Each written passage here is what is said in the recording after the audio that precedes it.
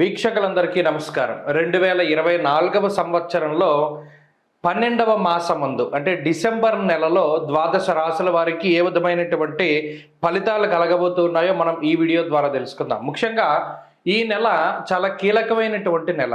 ఈ నెలలో పెద్ద చెప్పుకోదగ్గటువంటి గ్రహ మార్పులేవి కూడా మనకి కనబడడం లేదు.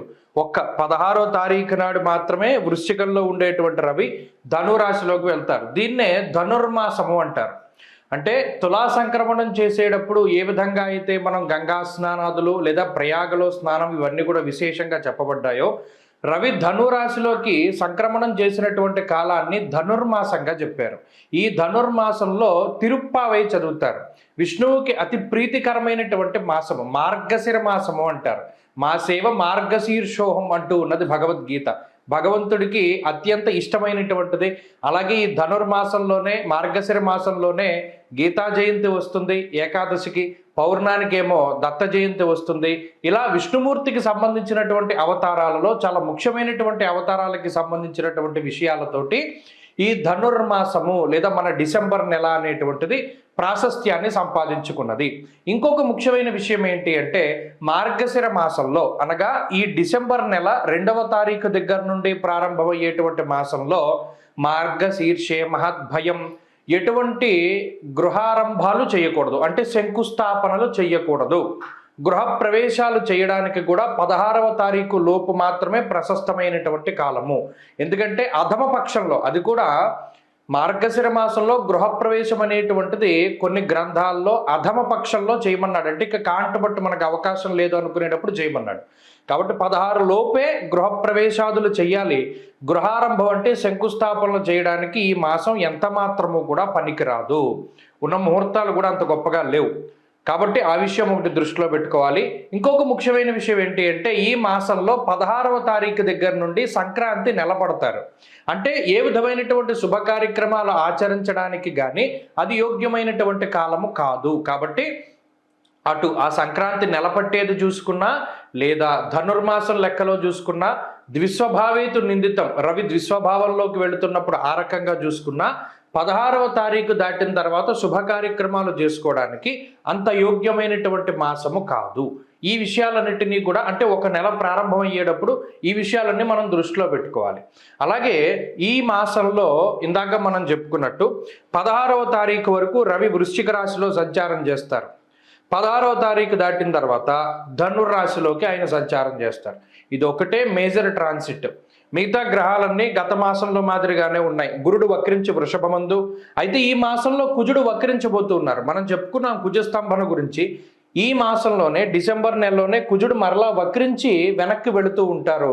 కానీ ఈ నెలలో అయితే కుజుని యొక్క మార్పు లేదు, మరలా మిథునంలోకి వచ్చే నెలలో వెళ్తారు.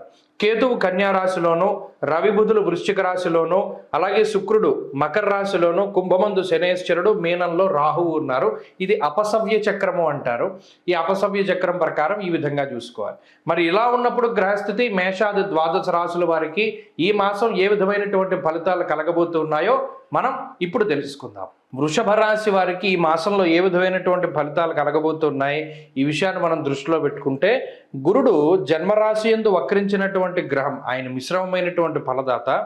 తృతీయ స్థానమందు ఎప్పుడైతే ఈ రాశి వారికి కుజుడు ఈ మాసంలో వక్రించి సంచారం చేయబోతూ ఉన్నారో, ఈ వక్రించినటువంటి కుజుడు కానీ సాధారణ స్థితిలో ఉన్నటువంటి కుజుడు కానీ యోగ్యమైనటువంటి ఫలితాలనే ఇస్తారు. అలాగే ప్రత్యేకించి ఈ రాశికి పంచమ స్థానంలో ఉండేటువంటి కేతువు మిశ్రమమైనటువంటి ఫలదాత. షష్ఠ స్థానంలో గ్రహాలు ఏమీ లేవు. సప్తమ స్థానంలో ఉండేటువంటి రవి బుధులు కూడా మిశ్రమమైనటువంటి ఫలదాతలే. ప్రత్యేకించి 16వ తారీఖు దాటాక రవి అష్టమ స్థానంలోకి వెళతారు కాబట్టి అప్పుడు కొంత పాపగ్రహంగా ఫలితాన్ని ఇస్తారు. అలాగే ఈ రాశి వారికి ప్రత్యేకించి 9వ స్థానంలో ఉండేటువంటి శుక్రుడు కానీ దశమంలో ఉన్నటువంటి శనేశ్వరుడు కానీ మిశ్రమమైనటువంటి ఫలదాతలే. ఇక ఈ రాశికి లాభస్థానంలో ఉండేటువంటి రాహు యోగ్యమైనటువంటి ఫలితాలని ఇస్తారు. అంటే ఈ మాసంలో ప్రధానంగా దేని మీద ఆధారపడి ఉండాలి ఈ రాశి వాళ్ళు అంటే 3వ స్థానంలోను 11వ స్థానంలోను యోగిస్తూ ఉన్నటువంటి కుజరాహువులు, ఈ రెండు బలమైనటువంటి గ్రహాలు. ఈ రెండు గ్రహాలు యోగించడం వల్ల చాలా అనుకూలమైనటువంటి స్థితిగతులు వస్తాయి. ప్రత్యేకించి తృతీయంలో ఉండేటువంటి కుజగ్రహం ఇష్టసిద్ధి సదారోగ్యం బంధుమిత్ర శుభోజనం అనేటువంటి శాస్త్రవచనం ప్రకారం తృతీయ స్థానమందు కుజుడు ఉండడం వల్ల ఇష్టసిద్ధి సుఖావహ, అంటే మనం ఏదనుకుంటే అది జరుగుతూ ఉంటుంది. మనం కోరుకున్నటువంటి వృత్తి ఉద్యోగాలను చేపడుతూ ఉండడం, అలాగే వ్యాపారపరంగా ఉండేటువంటి ఇబ్బందులను తొలగించుకోవడానికి చేసేటువంటి పనుల్లో సఫలీకృతం అవుతూ ఉండడం, లేదా సమాజంలో ఎవరైనా పెద్ద వ్యక్తులను కలవాలి, వాళ్ళతో మాట్లాడాలి, వాళ్ళతో కలిసి పనిచేయాలి, పెద్ద సంస్థలతో అనుబంధంగా పనిచేయాలి, లేదా ఏదైనా పెద్ద సంస్థల్లో భాగస్వాములు కావాలి, వారు అక్కడ ఉద్యోగాలు చేయాలి, లేదా అక్కడ వ్యాపారం చేయాలి అనేటువంటి ఆలోచనలు ఎవరికైతే ఉంటాయో ఆ పరంగా ముందుకు వెళ్ళడానికి ఈ గ్రహస్థితి ఉపయోగపడుతుంది. అలాగే అర్ధసిద్ధి సదారోగ్యం ఇష్టసిద్ధి సుఖావహ అంటే ఆర్థికపరమైనటువంటి అంశాలు, అంటే ఆరోగ్యంతో పాటుగా ఆర్థికాభివృద్ధి కలగడానికి కూడా ఇటు కుజుడు కానీ లాభస్థానంలో ఉండేటువంటి రాహువు కానీ చాలా అభీష్ట సుఖభోజనం అన్నారు. అంటే రెండు విషయాలు, కుటుంబానికి దూరంగా ఉండేటువంటి వృషభ రాశి వారు మరలా ఈ మాసంలో కుటుంబానికి కొంత దగ్గర అవుతూ ఉండడం, కుటుంబ సంబంధమైనటువంటి వ్యవహారాలు, అంటే ఇంట్లో ఎవరిదైనా శుభ కార్యక్రమం కానీ, లేదా ఏదైనా ఫంక్షన్ కానీ, లేదా సంతానాభివృద్ధి కానీ, లేదా ఏదైనా ఒక ఆనందదాయకమైనటువంటి ఒక సమ్మేళనము, అంటే అందరూ కలిసి ఒక చోట ఉండేటువంటి పరిస్థితి, ఇలా బంధువులు మిత్రులు వీళ్ళందరూ కూడా కలుసుకునేటువంటి పరిస్థితులు ఈ రాశి వారిలో ఉన్నాయి. ఈ గురుడిచ్చేటువంటి ఫలితం వల్ల కొంత వ్యయ ప్రయాసలకు లోనైనప్పటికీ కూడా, అంటే కొంత కష్టసాధ్యమైనటువంటి పనులు చేయవలసి వచ్చినా కూడా కుజుడిచ్చేటువంటి ఫలితాల వల్ల ఆ పనులు చాలా తేలిగ్గా పూర్తి అవుతూ ఉంటాయి కొంత ఎఫర్ట్ పెడితే. అలాగే సప్తమంలో ఉండేటువంటి రవిగ్రహం, సప్తమంలో సామంత జన విద్వేష అన్నారు. ఈ పాయింట్ చాలా గుర్తుపెట్టుకోవాలి. ఈ నెలలో ఈ వృషభ రాశి వారికి రవి బలం తక్కువగా ఉన్నది. రవి బలం ఎప్పుడైతే తక్కువగా ఉంటుందో ఈ శరీరంలో కొంత నీరసము నిస్సత్తువ లాంటివి ఎక్కువ వస్తూ ఉంటాయి.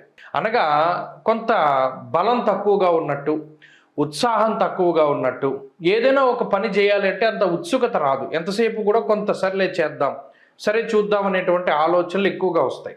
అంతేకాక సామంత జన విద్వేష, కొన్ని సందర్భాల్లో మీ తప్పేమీ లేకపోయినా ఇతరుల మిమ్మల్ని విభేదిస్తూ ఉండడం, అలాగే జీవిత భాగస్వామి తాలూకు అలాగే సంతానం తాలూకు ఆరోగ్యంపై కూడా ఈ రవిగ్రహం ప్రభావం చూపెడతారు. అది ఒక్కటి కొంత వ్యతిరేకమైన ఫలితంగా చెప్పాలి. ఈ రవి ఇచ్చేటువంటి ఫలితాల నుండి బయటపడడానికి, అలాగే ఈ మాసంలో ప్రత్యేకించి, ఎందుకంటే అటు ఆర్థికంగా బాగున్నది, ఆరోగ్యపరమైన పరిస్థితులు బాగున్నాయి, అలాగే వృత్తి ఉద్యోగాల్లో ఎదుగుదల కనబడుతూ ఉన్నది. ఈ డిసెంబర్ మాసంలో మరిన్ని మంచి ఫలితాల కోసమై సూర్యారాధన ఎక్కువగా చేయాలి. ఆదిత్య హృదయం ప్రతిరోజు చదవడం మంచి ఫలితాలని ఈ రాశి వారికి ఇస్తుంది. స్వస్తి.